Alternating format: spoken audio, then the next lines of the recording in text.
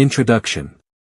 Peter Thiel's 0 to 1 presents a unique approach to innovation and entrepreneurship, suggesting that the way to truly build value and create a better future lies not in competing within existing frameworks but in creating entirely new ones.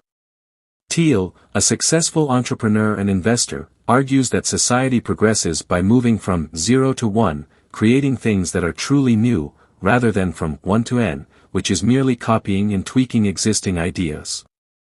In this essay, we will explore each chapter of 0 to 1, examining Thiel's core beliefs on monopoly creation, competition, and how bold, unique ideas can change the world.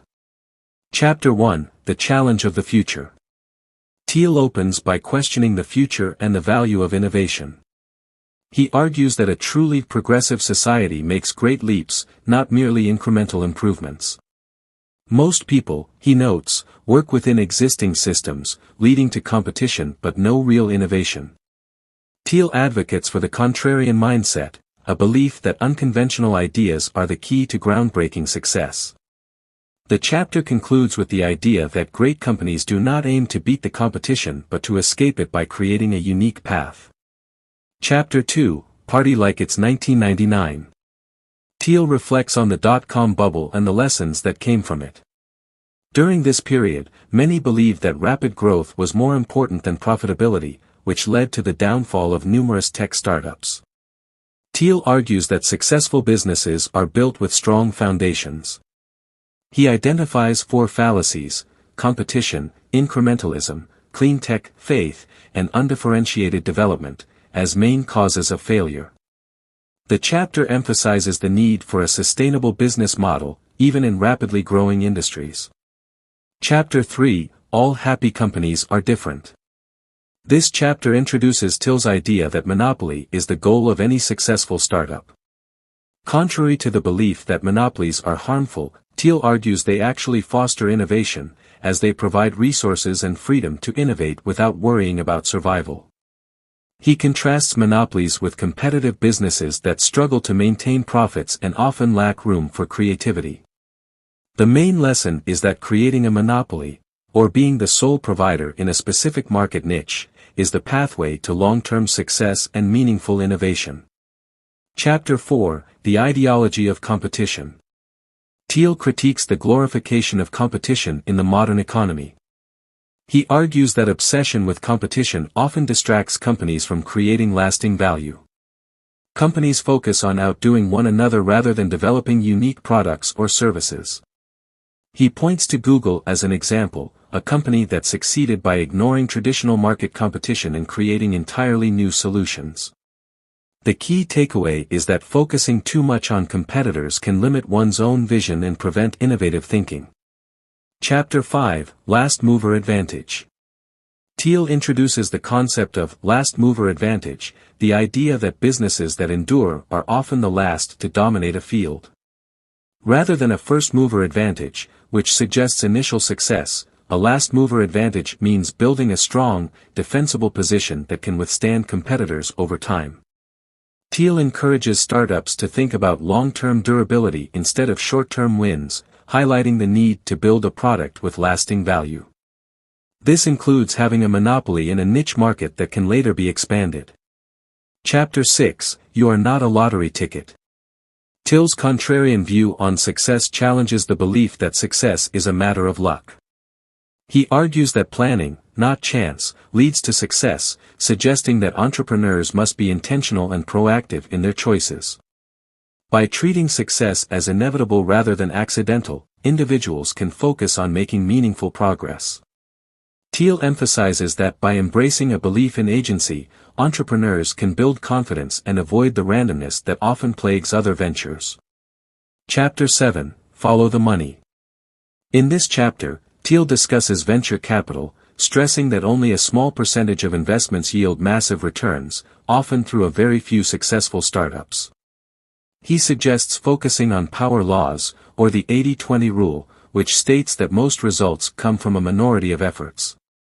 Thiel advises entrepreneurs to concentrate resources and energy on ventures with the greatest potential for growth, rather than diversifying too widely. For startup founders, this is a lesson on prioritizing ventures with the highest potential. Chapter 8, Secrets. Thiel encourages the pursuit of secrets, ideas or insights that are unique and have yet to be discovered by others. He believes the world still holds many secrets waiting to be unlocked, especially in areas where knowledge gaps exist. He urges entrepreneurs to look for undiscovered truths rather than settling for widely accepted ideas. Thiel argues that people willing to pursue hidden knowledge and ask the right questions can discover breakthrough innovations. The chapter closes with an inspiring message: seek secrets, and don't be afraid to explore uncharted territories. Chapter 9, Foundations. Thiel discusses the importance of building the right foundation, particularly within a company's structure and culture. He suggests that aligning early on with the right people and values is essential for long-term success. Poor management or conflicts can disrupt even the best ideas, so a solid foundation, structured teams, shared vision, and aligned goals, is necessary. This chapter highlights the importance of hiring and working with people who understand the vision and are motivated to contribute to the company's success. Chapter 10, The Mechanics of Mafia. This chapter explores how building a close-knit team, or mafia, contributes to the success of a startup. Thiel advocates for a team that shares a deep bond, much like a family, believing that this type of culture fosters loyalty, creativity, and resilience. He points to PayPal's early days, where a team of passionate individuals worked closely, developing a strong company culture. Thiel argues that a dedicated, bonded team is often the key to a startup's resilience and growth. Chapter 11, If You Build It, Will They Come? Thiel emphasizes the importance of marketing and sales for any successful product, disputing the myth that a great product will sell itself. He argues that while a strong product is necessary, effective distribution channels and strategic sales are crucial. Many products fail not because they are bad, but because they lack visibility. Thiel advises entrepreneurs to focus on a distribution strategy to reach their audience, making sure their innovation has a clear path to market success. Chapter 12, Man and Machine. Thiel envisions a future where technology complements human abilities rather than replacing them. He argues against the belief that machines will entirely replace human work, instead suggesting that machines can empower humans to be more productive and creative.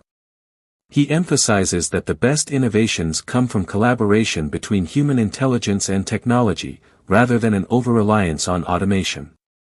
The key takeaway is that innovation should improve human potential, not merely replace it. Chapter 13, Seeing Green. Thiel discusses the lessons learned from the failures in the clean tech sector, pointing out that many of these ventures lacked solid economic foundations. He argues that sustainable progress requires balancing environmental goals with realistic business models. This chapter serves as a reminder that environmental efforts must be approached with both passion and practicality. Thiel encourages entrepreneurs to consider financial feasibility along with their ideals. Chapter 14, The Founder's Paradox. In the final chapter, Thiel discusses the unique traits of founders and their often polarizing personalities. Founders are typically ambitious, driven, and sometimes controversial figures who think differently from the rest. This paradox, he explains, can be both a strength and a vulnerability. Thiel concludes by reminding readers that it takes a unique mindset to create a monopoly, and founders who embrace their differences are often the ones who build world-changing companies. Conclusion. 0 to 1 by Peter Thiel offers a refreshing take on innovation, emphasizing the need for unique, contrarian thinking. Thiel argues that true progress and substantial success come from creating new value, not merely competing in existing spaces. From forming a monopoly to building strong team dynamics, Thiel's strategies offer actionable insights for aspiring entrepreneurs.